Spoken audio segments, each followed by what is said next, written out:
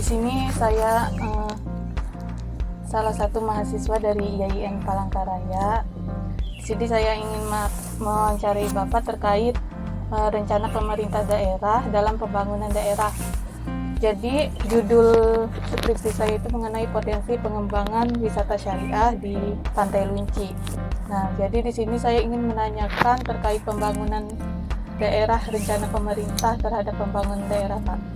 Jadi yang pertama, Bapak selaku sekretaris daerah, saya ingin menanyakan bagaimana rencana pemerintah daerah Kabupaten Sukamara terhadap pembangunan daerah. Ya, baik, terima kasih. Assalamualaikum warahmatullahi wabarakatuh. Waalaikumsalam.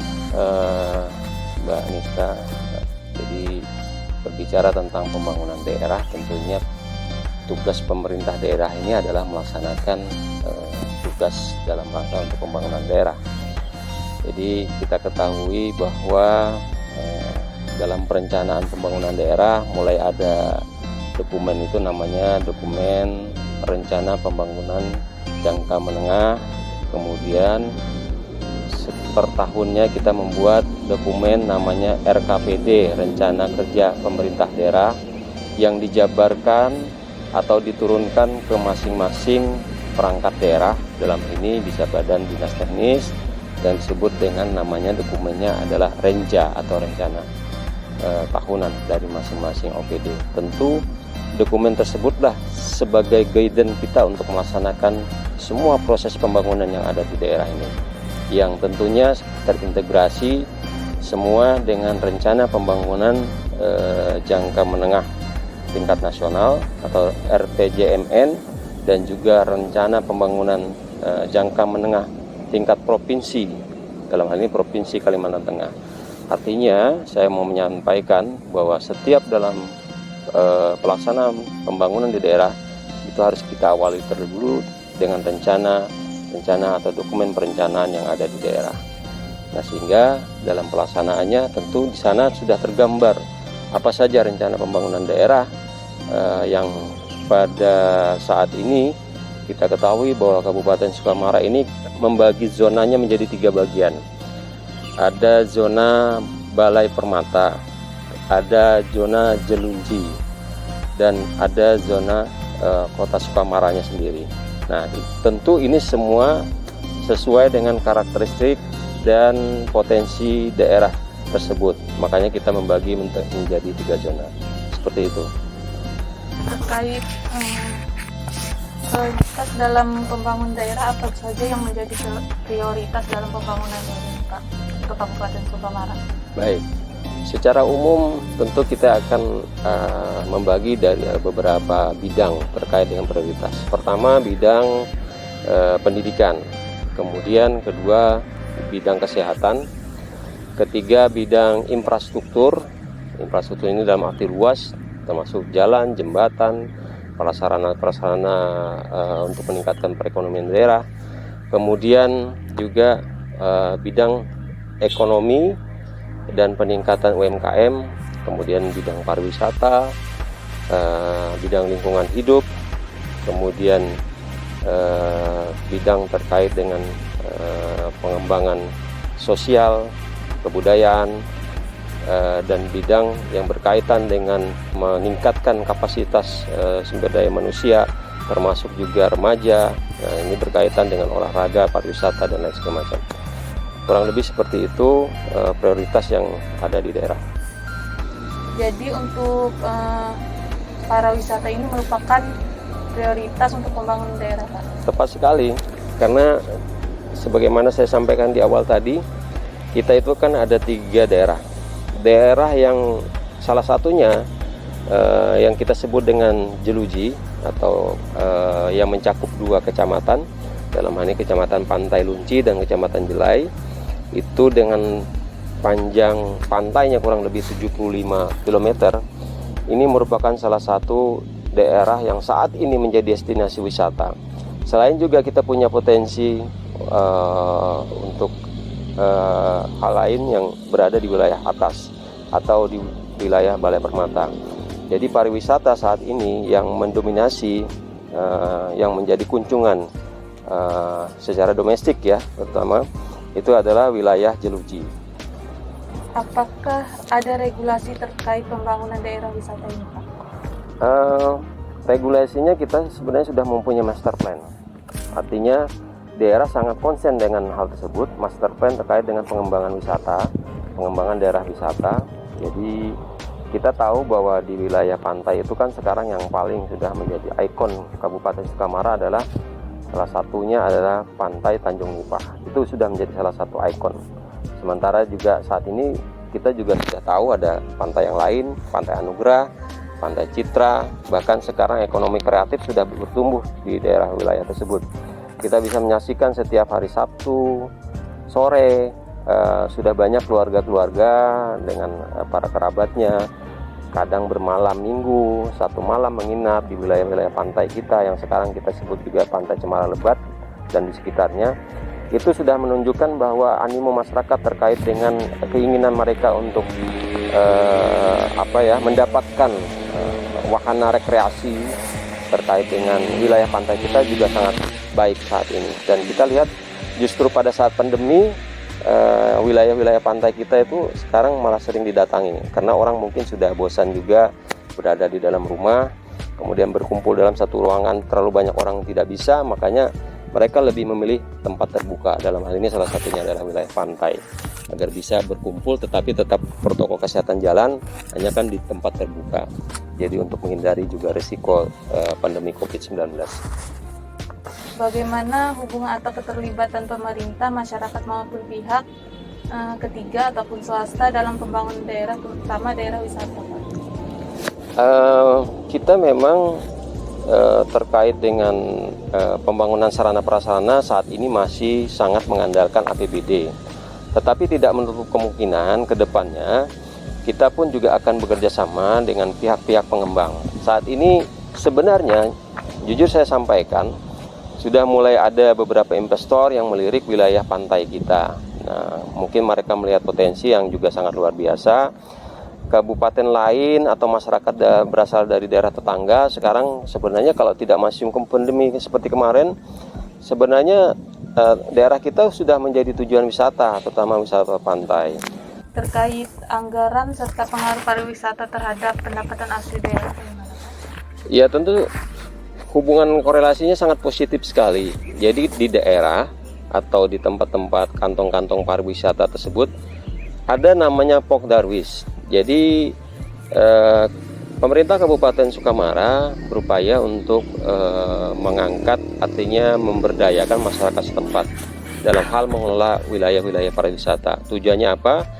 Agar pendapatan masyarakat di daerah tersebut juga bisa merasakan langsung. Jadi yang kita angkat sebenarnya tidak hanya PAD, tidak hanya pendapatan asli daerah, tetapi bagaimana kita mengangkat PDRB daerah setempat. Itu yang paling penting. PAD itu kan hanya sistemnya adalah pendapatan daerah yang masuk lagi ke dalam APBD yang dibelanjakan lagi oleh pemerintah daerah. Tetapi yang paling penting adalah pendapatan masyarakat yang bisa dinikmati langsung oleh masyarakat yang tergambar dari PDRB. Nah, di situ apa yang didapat oleh masyarakat? Misalkan usaha masyarakat setempat. Misalkan dia mengelola parkir, misalkan dia mengelola sebuah wahana seperti kemarin yang sempat kita lihat sebenarnya di Pantai Anugerah juga sudah sangat baik, tetapi hanya mungkin kita masih belum bisa menjaga dari sisi safety-nya, mungkin sekarang masih terkendala, tapi nanti juga akan kita perhatikan lagi ke depannya mungkin setelah pandemi ini. Jadi yang paling penting adalah PDRB, artinya masyarakat langsung yang bisa menikmati pendapatan dari sektor pariwisata di daerah-daerah setempat. Kemudian coba kita lihat sekarang di Pantai Cabang Barat itu kan sudah beberapa kafe atau warung makan yang sekarang sudah mulai tumbuh. Asalnya dari satu Pantai Cemara Lebat, kemudian tambah jadi satu lagi, dua, sekarang bahkan saya lihat sudah ada 4. Nah ini kan menunjukkan ternyata ada ekonomi yang bergulir di situ. Ada duit atau dana masyarakat yang akhirnya numplok ke situ, sehingga masyarakat di situ bisa langsung menikmati. Kemudian juga perputaran uangnya juga tidak hanya dari masyarakat Kabupaten Sukamara, karena juga tidak banyak tamu-tamu kita dari luar daerah yang kita bawa ke situ. Tentunya pertama mereka bisa beli oleh-oleh, mungkin juga mereka bisa beli udang segar atau ikan segar langsung dari situ. Ini kan mereka bawa duit dari luar daerah. Nah, ini akan menunjukkan bahwa PDRB kita juga insya Allah akan meningkat dengan adanya kegiatan aktivitas ekonomi tersebut. Apakah ada rencana untuk pengembangan wisata ini ke arah wisata syariah, Pak?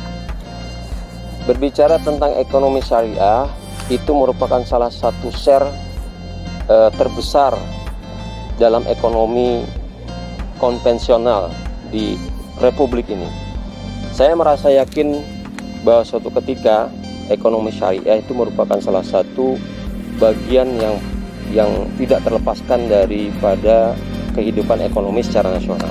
Contohnya, bicara tentang lembaga keuangan atau perbankan, saat ini mungkin share dari lembaga keuangan di sektor syariah masih sangat kecil, tetapi potensinya sangat luar biasa. Kita masih kalah dengan Malaysia, kita masih kalah dengan negara yang notabene-nya bukan mayoritas muslim dalam hal pengembangan atau penguatan terkait dengan perbankan syariah. Tapi sekarang arah tujuan dari pemerintah itu sudah jelas. Contoh, kenapa pemerintah melakukan akuisisi atau menjadikan manajer dari Bank BNI Syariah, Bank Mandiri Syariah, Bank BRI Syariah menjadi satu, menjadi Bank Syariah Indonesia. Ini menunjukkan bahwa pemerintah sudah melihat potensi yang luar biasa dari masyarakat kita karena mayoritas muslim yang bisa menggunakan atau secara inklusif keuangan sudah bisa menggunakan fasilitas tersebut. Nah, pemerintah daerah Kabupaten Sukamara juga sudah melakukan hal yang sama. Contohnya saat ini BPR konvensional milik pemerintah Kabupaten Sukamara yang 100%, 99, sekian persen sahamnya milik pemerintah daerah, karena 0, sekian persennya adalah sahamnya dari PT Bangun Sukma Jaya. Salah satu Bangun Sukma Jaya juga BUMD-nya milik pemerintah daerah. Itu kita akan bertransformasi dari BPR konvensional menjadi Bank BPR Syariah. Nah, ini saya sampaikan karena kita melihat potensi yang luar biasa terkait dengan ekonomi syariah yang ada di wilayah kita ini, termasuk di Kabupaten Sukamara. Nah, kembali kepada masalah pariwisata syariah. Jadi, karena wilayah kita ini, terutama di garis pantai kita di sepanjang pesisir adalah wilayah yang memang notabene-nya adalah mayoritas muslim.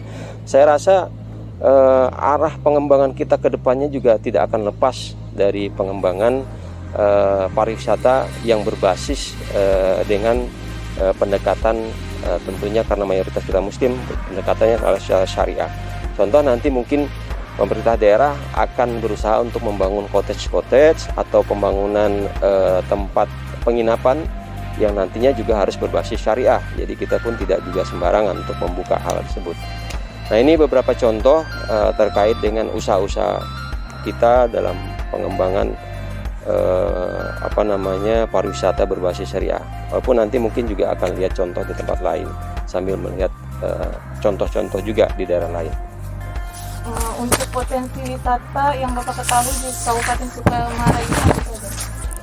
Ya, selain wilayah pantai, kita juga wilayah atas. Wilayah atas itu kan lebih melekat di bidang pariwisata berbasis kearifan lokal. Dalam hal ini kita mengenal hutan desa, kemudian hutan kemasyarakatan, kemudian juga dalam konteks perhutanan sosial.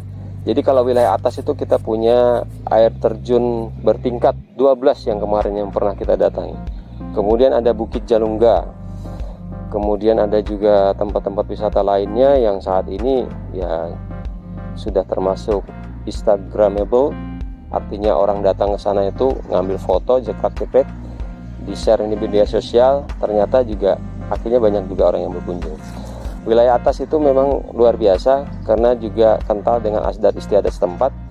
Makanya kami melalui Dinas Teknis juga sudah mulai mengembangkan namanya melalui Masyarakat Hukum Adat MHA. Kita juga memiliki potensi hutan adat yang notabene-nya juga merupakan salah satu potensi pariwisata. Mungkin Mbak bisa lihat di Pangkalambun ada namanya hutan kota Jurung 3. Nah, itu juga sebenarnya konsep dan pemikiran kita terkait dengan hutan adat yang ada di wilayah atas itu sudah kita juga akan mengarah ke sana. Jadi artinya orang pariwisata terutama mancanegara itu lebih senang kepada yang sifatnya kearifan lokal yang tidak ada di tempat lain, yang tidak ada terutama di luar Indonesia. Orang lebih senang langsung back to nature, langsung di alam, menikmati suasana yang tidak ada di kota.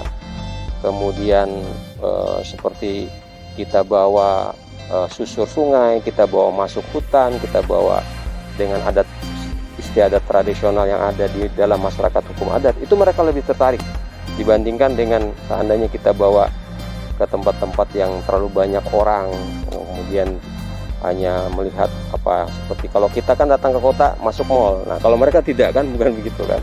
Ya seperti itu potensi yang ada. Menurut Bapak sendiri, wisata syariah itu apa, Pak?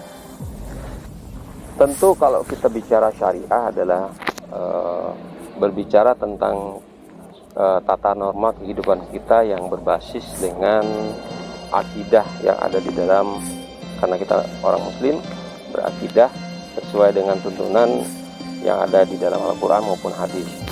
Sebagai contoh saya kembalikan kepada masalah pengelolaan keuangan.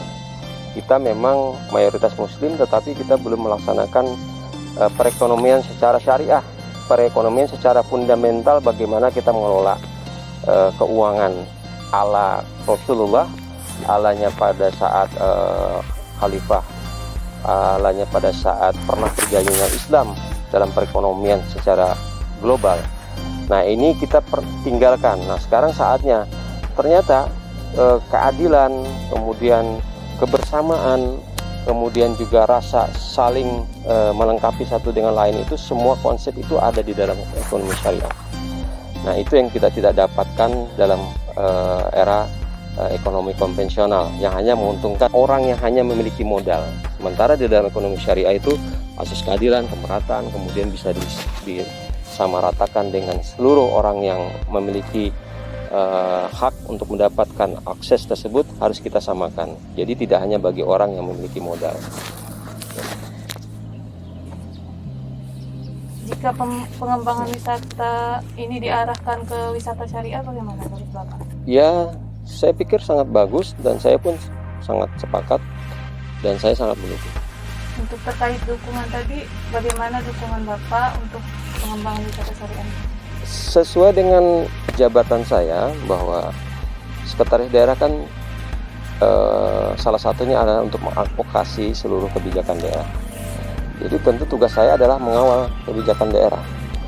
Jika bidang-bidang teknis yang menangani tersebut sudah akan melaksanakan kegiatan program kegiatan sifatnya strategis, misal seperti tadi untuk mengembangkan ekonomi syariah terkait dengan pariwisata, tugas Sekda lah yang akan mengawal, mengadvokasinya untuk menjadikan bahwa program tersebut menjadi program yang bisa diunggulkan di daerah. Jadi sesuai dengan kapasitas kami selaku sekretariat daerah.